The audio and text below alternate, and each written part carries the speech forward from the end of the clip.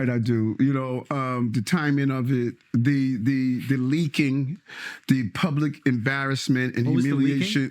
They were leaking information. Part of the case, they were just leaking it out. You know, grand jury testimonies are supposed to be private and secret. And then all of a sudden they start ended up in the same paper over and over again. The New York Times. In this video, Andrew Schulz interviews New York City Mayor Eric Adams on his Flagrant podcast. Andrew Schulz and Eric Adams discuss the immigration problem as well as the charges against him being dropped. With that, let's watch Andrew Schulz and Eric Adams rip the Democrat Party. Indoor system. So let's talk about the migrants. Yeah. So out of nowhere, we started getting in a large flow of migrants. Now, this is a city of immigrants. And, and it's a city that has always been open to immigrants. There's a reason that the Statue of Liberty sits in our harbor. Sanctuary city, right? Right. It's a sanctuary city. Which is another separate issue. I think what you're saying, like culturally, migrants aren't like shocking to New Yorkers. I always tell people this, like, you can't even tell who the migrant is. But continue, yeah. So we started getting in busloads and by design, right? Like this is political play. It was coming from Texas, but it was the failure that we didn't secure our borders. We were allowing everyone to come into the country with unsecure borders, many gang members, very dangerous. When I went down to Ecuador, Colombia, and Mexico to look at the flow, there was a place called the Darien Gap. So I went down there to see why people coming and try to explain to the government that New York City, the streets are not paved with gold. Because everybody thinks you come to New York City, everything is fine. Yeah, it's paved in rat shit. Right. right. So that might be a delicious meal. Don't gross me out. Gotta be careful with that one either. Don't gross me out. I'm still gross out. It's vegan. Okay, go ahead. And so people got upset because they said, man, what you doing? You know, you letting everybody come into the city, you're paying for them. Very reasonable. Right. So what people didn't understand, I couldn't stop the buses from coming in. The federal law said you can, Eric. I couldn't even allow them to work. The federal law said you can't even allow them to work. And a group of migrants and asylum seekers came to me and said, listen, we want to contribute to the city. Let us remove graffiti. Let us clean the streets. Yeah. Give us a stipend. Federal law. Government said, you can't even do that. And the city law says everyone that comes here, you must give them 3 meals a day. You must house them. That's the sanctuary city law. Right. But that wasn't built for migrants. It was built for our homeless population. Exactly. And hoping that you would take people from the homelessness, you know, going through a rough time, and then they would be housed. Without a doubt. So, over 40 years in existence. Yeah. And so it's kind of unfortunate that that was taken advantage of like that. And it was done, in my opinion, and I'd like to hear your opinions, but I think it was like a political tool specifically done to make more liberal-leaning cities seem uninhabitable. Yeah, and I think the message was, because it should not happen to, when I went down to El Paso, they should not have had to have gone through that. No, Brownsville, Texas, right. No one should have growing up in Texas, they feel like New Yorkers, LA, whatever, they judge you a lot, especially New York, but y'all don't deal with what we deal with. Now see how you like it. I don't know if I agree with it. I think that's fair too. It's like a lot of times New Yorkers or even people in like different parts of California, but like these coastal elitist cities, they're just kind of like, just don't, building a wall is bad, don't secure the border, how dare you? And it's like, we're not dealing with it, so who are we to say what the issue is? And so where they went wrong, where the governor of Texas went wrong, is that I'm going to stop it there before he says where Governor Abbott went wrong, because I understand why Democrat politicians got mad about Governor Abbott, and I think Governor DeSantis sending illegal immigrants to New York and other cities. It just showed their hypocrisy, right? They complain about all the cities that are dealing with all the illegal immigration, but they don't have to deal with it. And then they get to virtue signal, well, we're a sanctuary city. Anyone can come here. Then you send them there, and they start complaining about it.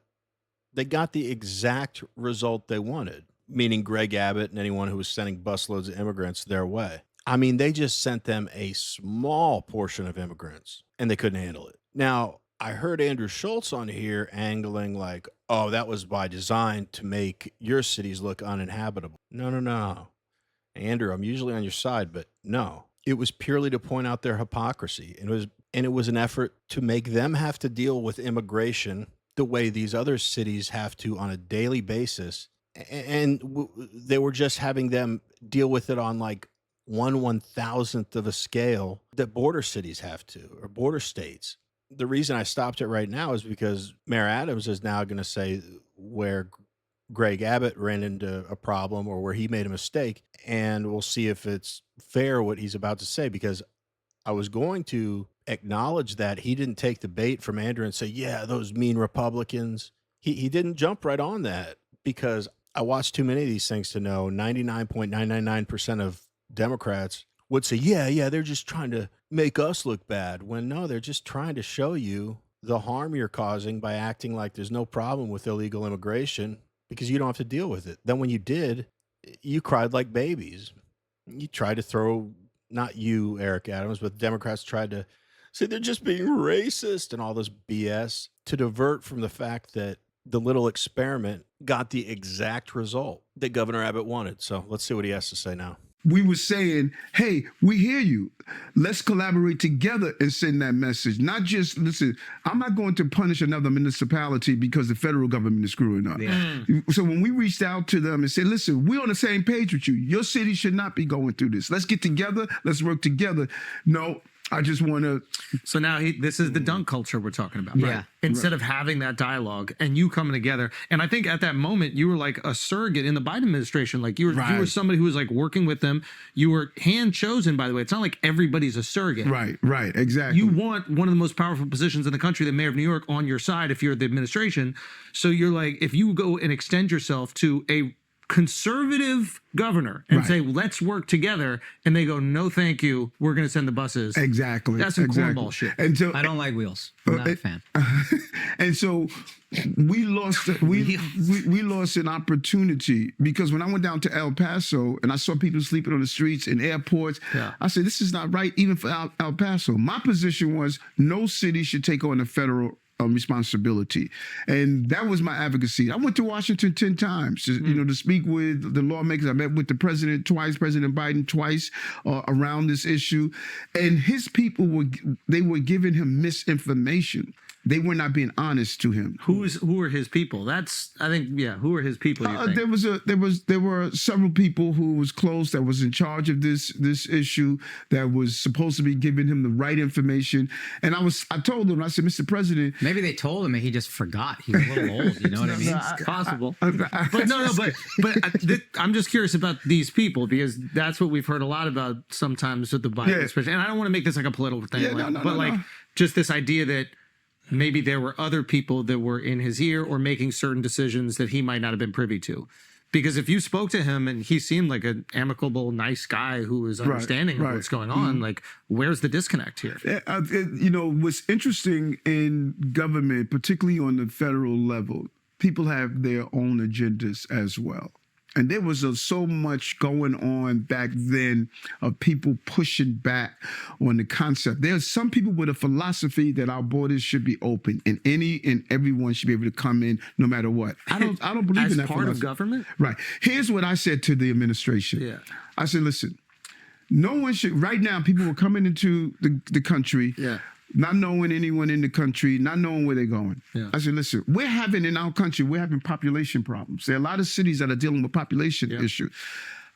Let's tell people, we're going to tell you where you're going to go for 3 years. If Kentucky needs people to be backstretch workers to racing and work in the racing industry, you're going to Kentucky. After you do your 3 years, then you can go anywhere in the country and apply. This way we're connecting your need to be in America with the need that America needs. It's a fantastic idea. And we're controlling the flow. If you're not coming in if you're part of a gang, which they were doing. They say, hey, the border's open. Let's go. All right, guys, let's take. If you like watching videos like this one, like and subscribe. We'd really appreciate it. Let's get back to the video. Connection to those two things. You're darn right, I do. The timing of it, the leaking, the public embarrassment and humiliation. They were leaking information, part of the case. They were just leaking it out.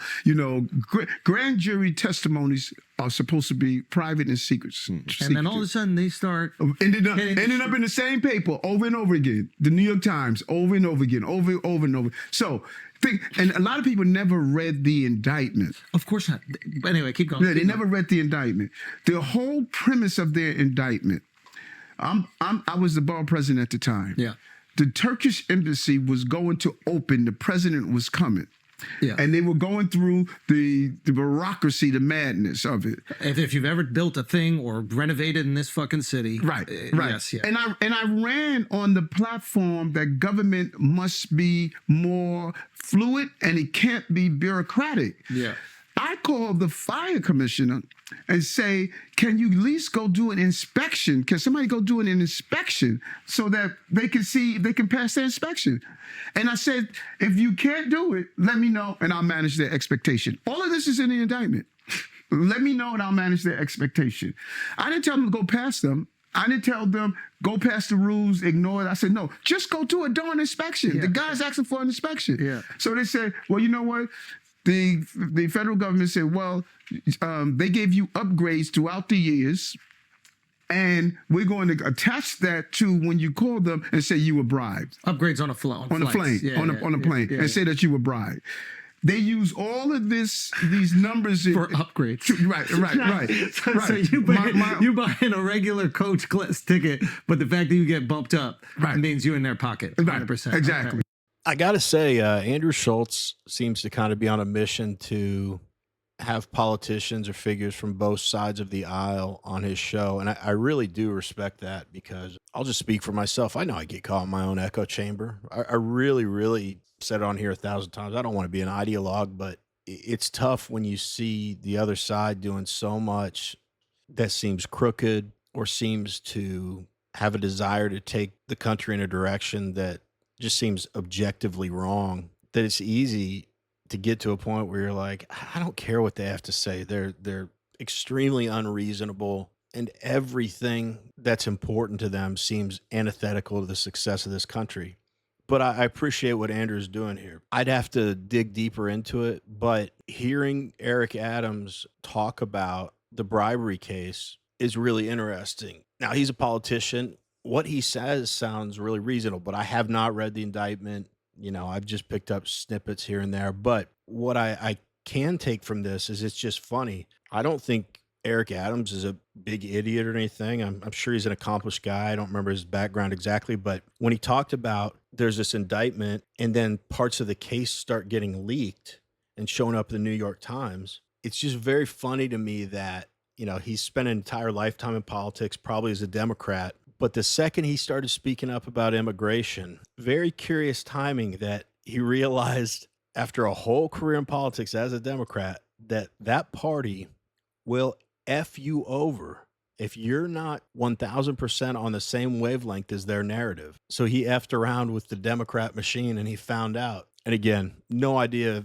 I mean, I know I don't align with this guy politically or not, but I do care about fairness. And I guess it remains to be seen if Eric Adams is just another crooked Democrat that his own party went after, or if he genuinely was well-meaning with this whole Turkish embassy thing and the Democrat machine got after him and screwed him over because he started saying, hey, immigration's a problem. Anyway, let's wrap up the video.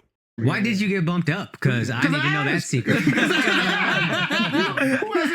hasn't flown? Who hasn't flown and said, I mean, tell me someone who hasn't flown and said, hey, I see you got an empty seat in business. You know what I'm saying? Okay, you know, but to take down a city mayor of the largest city in America. Yeah. And then when you looked at the text messages that were leaked a few weeks ago of them talking about it, and hey, you know, the U.S. attorney, he may have a political agenda here. Right. They found their text messages and their communications. So it exposed their Yes. and that gets leaked by whom? No, the judge ordered it to be released. Yeah, right. Oh my God! The judge ordered it to be released. But you know, if you really want to understand, and they've dropped this case, right? Like, nobody will prosecute it. The U.S. attorney said it was a weak case. The new incoming U.S. attorney said it was a weak case. They put in to have it dismissed. I was taking notes while I was watching this whole interview, and there's so much I haven't gotten to. But as to my prior comments, you know, I think two things can be true at once too. You know, Eric Adams could have been involved in some shady stuff that would have just been overlooked if he played the Democrats' game. But the second he started speaking up about immigration, maybe they're like, yeah, we got something on him. We'll show him what happens if you don't toe the line. So I don't want any of this to appear like I'm saying, what a great guy Eric Adams is. I don't know. He's probably a scumbag politician. But I do like to give credit when credit is due. A couple things. I tend to believe him that he says, when Abbott started sending all those people, that he wanted to work with the Republicans. I appreciate what he's saying. And I do think it's important for both sides of the aisle to work together. I think the frustration, though, is from the right is like, you're missing the effing point, dude. We got to close the border. It's not about feeding them and housing them and sending them different places once they're here. Close the border. We don't even have to have this conversation. And the reason I'm giving him credit is this is the first Democrat I've ever heard absolutely tell the truth. I was actually shocked to hear him say this, that people in Biden's administration absolutely had a desire for the borders to be wide open. We all know why that is. He's also I think more and more people are coming out saying this with books and stuff now, but a politician just saying on camera, his staff around him were flat out lying to Biden. So look, I don't let Biden off the hook for anything. The buck stops with him, but we all know he was mentally compromised, and we all know he didn't know what was going on half the time. But it's just nice to hear someone say, yeah, they flat out weren't giving Biden all the information. Because I think when people went and met with Biden, they're like, oh, he's a nice guy. I think even Mike Johnson told a story of him saying, why did you sign this order?